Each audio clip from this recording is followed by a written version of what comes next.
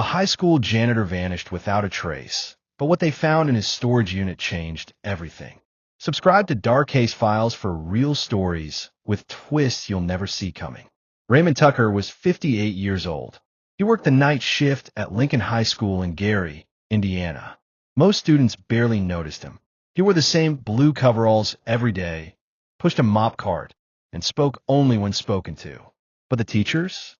They called him Professor Ray behind his back, because unlike the other staff, Raymond read philosophy. He quoted Baldwin and Camus. He could fix the ancient school computers faster than the IT guy.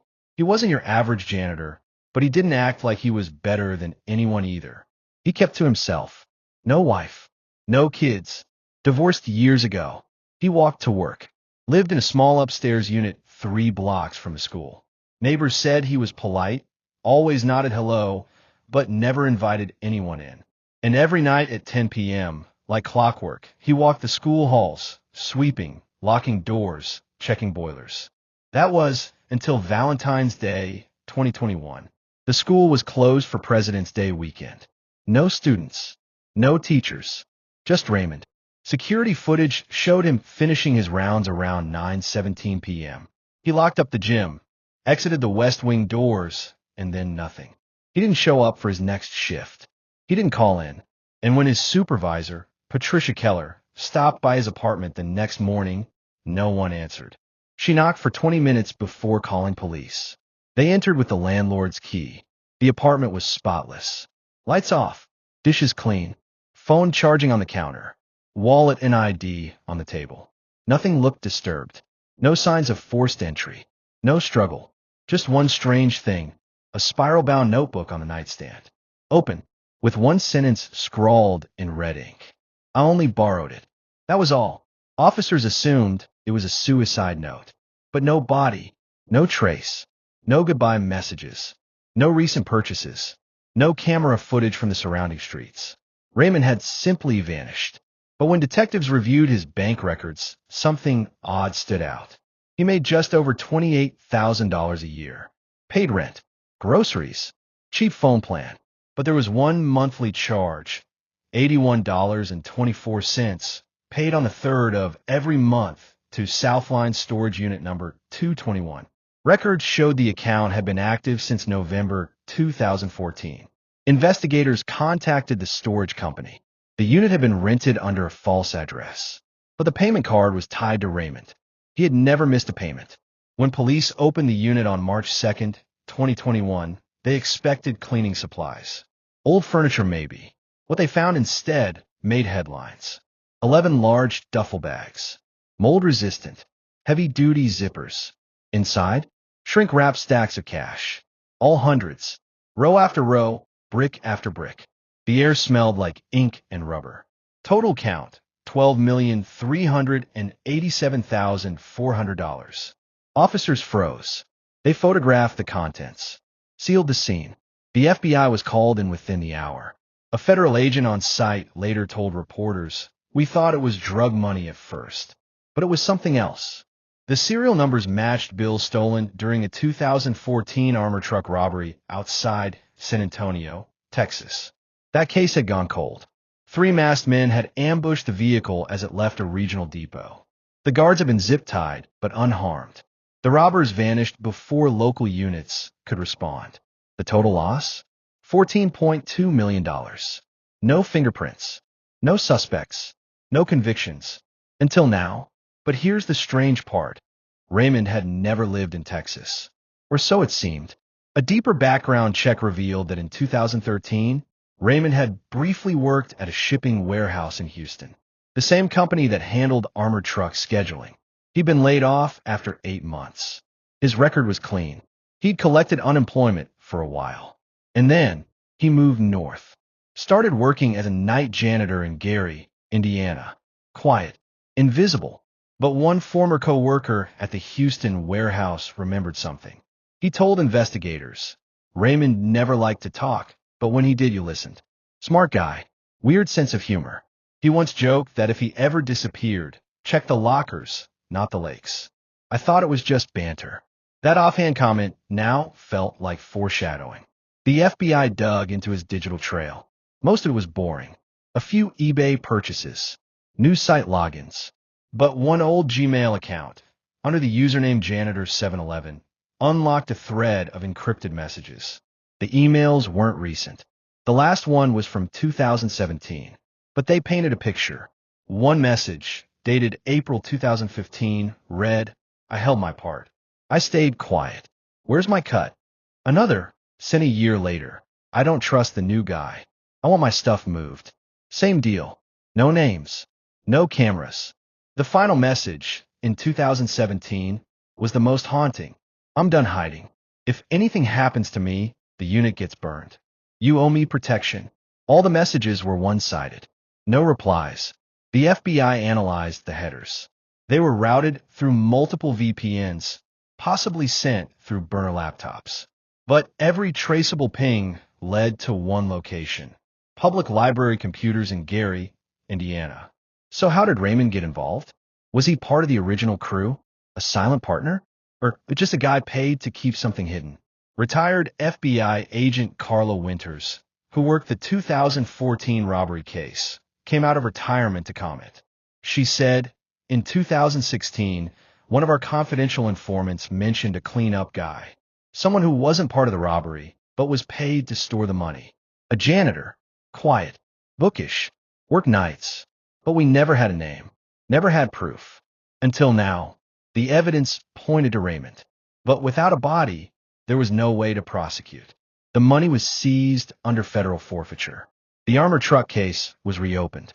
DNA from the bag zippers matched one known gang member, currently in prison for a different charge. Two more men were arrested in 2024. But Raymond? Gone. Disappeared. No plane tickets. No passport. No sightings. Some theorized he faked his death and escaped with a small cut, just enough to vanish. Others believed he was silenced by the real criminals, eliminated once he became a risk. One anonymous letter was mailed to the Gary police station in 2022. No return address. Inside, a photo of Raymond, dated 2019. He was sitting at a bus stop in Tijuana, Mexico, a beard, new glasses, holding a paperback book, The Count of Monte Cristo. Nothing else. No message. No fingerprints. Just the image. Analysts confirmed it was real. But by the time local authorities arrived in Tijuana, the trail had gone cold. Raymond Tucker became a ghost. The money was gone. The truth fragmented. And the only thing left behind was that red sentence in his notebook. "I only borrowed it." Today, Lincoln High School keeps Locker 17 locked and unused. Staff say it's out of respect. Students sometimes ask about the janitor who vanished. They're told he was a quiet man, smart, kind, and maybe not who he seemed. Because sometimes the people who blend in the background are the ones carrying the biggest secrets. And in Raymond's case, he may have carried $12 million of them for 7 years. But his story was just beginning. While the school moved on, replacing locks, cleaning out his locker, and hiring a new night janitor, the Gary Police Department was running in circles. For weeks, they found nothing. No sign of travel. No witnesses. No digital activity. But one persistent detective, Marcus Ellison, wasn't ready to close the case. He kept replaying the security footage. Raymond leaving through the West Wing doors at 9:17 p.m. No one followed him. No one met him. And yet, he never made it home. Ellison requested additional footage from surrounding businesses. A gas station, a liquor store, a laundromat across the street. Most of the cameras were old or poorly angled. But one, mounted high above Quick Wash Express, caught something odd. At 9:23 p.m., 6 minutes after Raymond left the school, a dark-colored van pulled into the alley behind the laundromat. No plates visible, no lights on. It waited.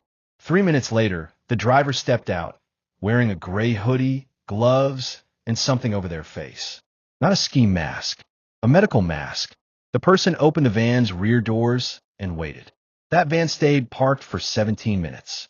Then it drove off. No one else was seen on foot. No Raymond. But Detective Ellison believed that was the moment something happened. Either Raymond was taken, or he got in willingly. That led investigators to recheck his background. This time, they weren't looking for what he was. They were looking for who he used to be.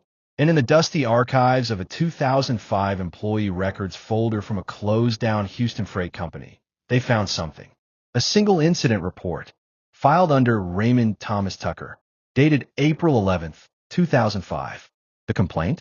Unauthorized access to restricted cargo manifest. Internal investigation found no wrongdoing. But the manager at the time, Carlos Mendez, filed a personal note. It read, "Smart guy, but he knows more than he says. Always watching, always writing things down. That freight company? It had serviced armored trucks. 12 routes. One of them, Route 19, was the exact route hit in the 2014 heist." That note opened a new line of questioning. Was Raymond an inside man? A planner? A vault tech? Or just someone who knew the right things at the wrong time? Detective Ellison got a warrant for Raymond's email history. Most were generic, but one thread stood out. An old Gmail address under the name Janitor 711. And buried deep in the sent folder, between outdated spam and email confirmations, was a draft. Not sent, not deleted, just sitting there, untouched for years. The draft read, "You owe me more than silence. You said 7 years. 7, and we're done. But now I hear things, and I see shadows." It was dated exactly 7 years and 1 day before the storage unit was opened. That timeline? It matched perfectly. The armored truck robbery occurred in 2014. The storage unit lease began 11 days later. 7 years later, Raymond vanishes. $12 million left behind.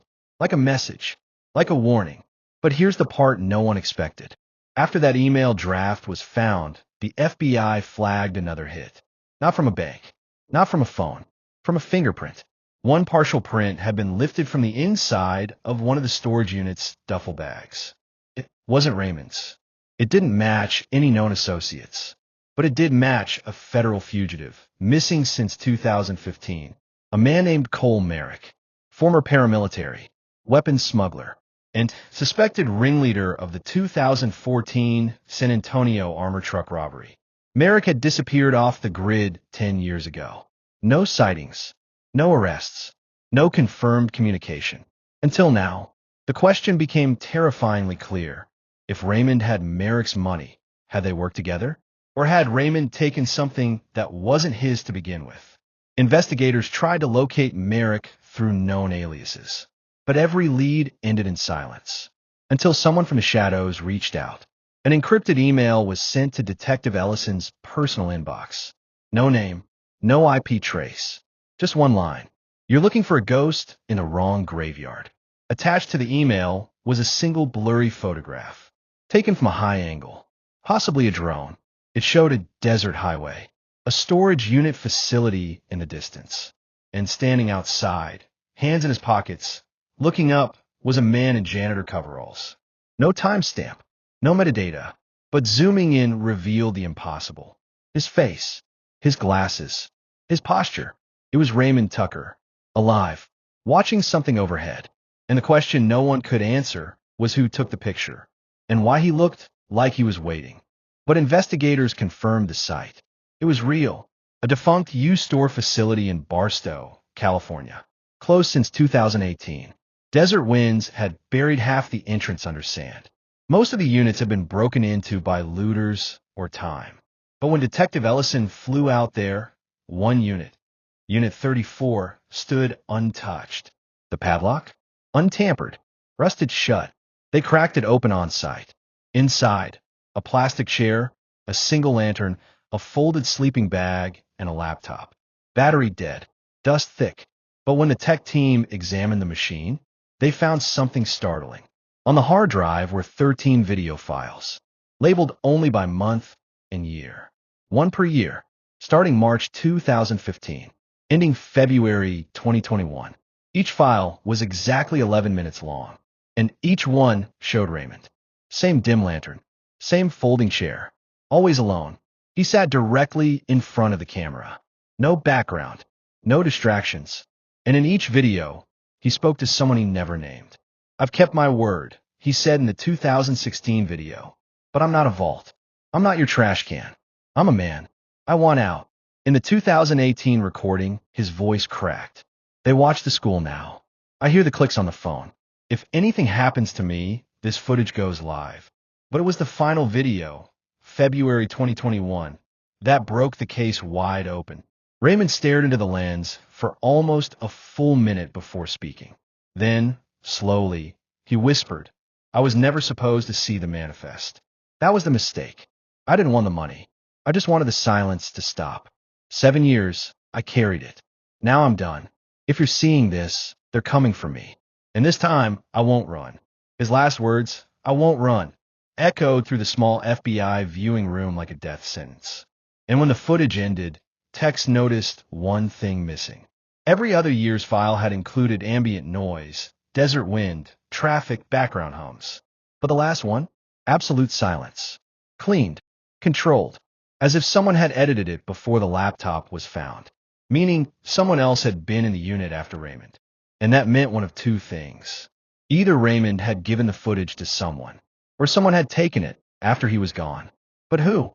And why leave it behind? That night, Detective Ellison checked into a motel near the Barstow Highway. He laid awake for hours, playing the videos over and over on his phone. One detail nagged at him. In the final recording, behind Raymond's left shoulder, there was something on the wall, barely visible.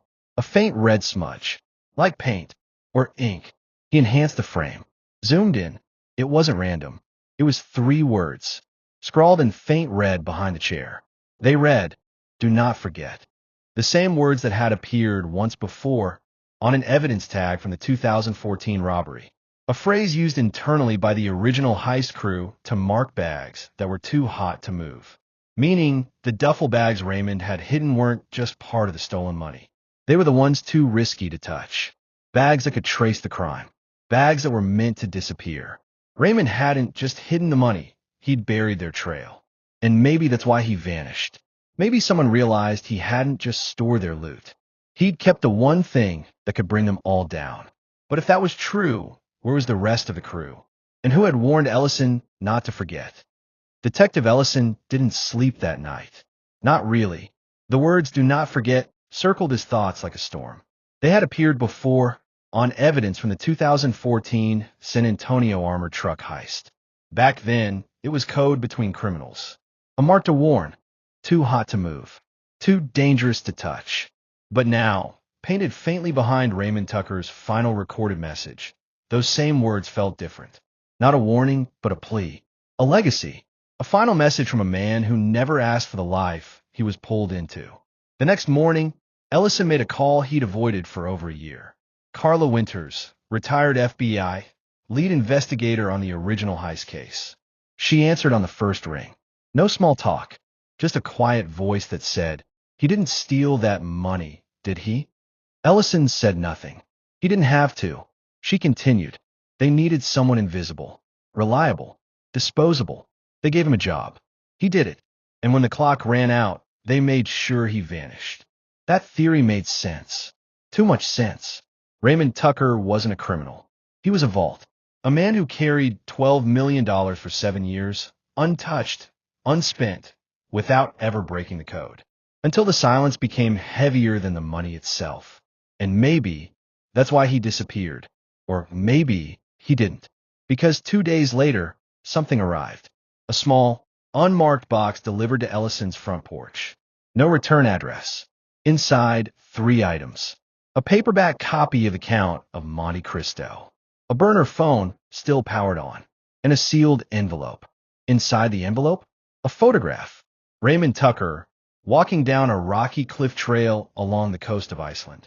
Wearing a black winter coat. A knit beanie. Still carrying his canvas bag over one shoulder. He looked thinner. Older, but calm.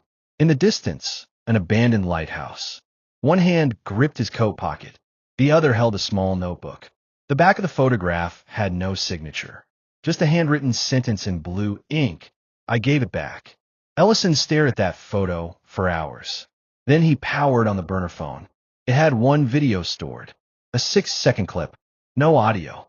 Just Raymond staring straight into the lens with wind blowing behind him. His lips moved slowly. 2 words. Ellison played it again and again until he could read the message clearly. Don't forget. The screen went black. The phone locked itself. And that was the last known trace of Raymond Tucker. The FBI eventually closed the case.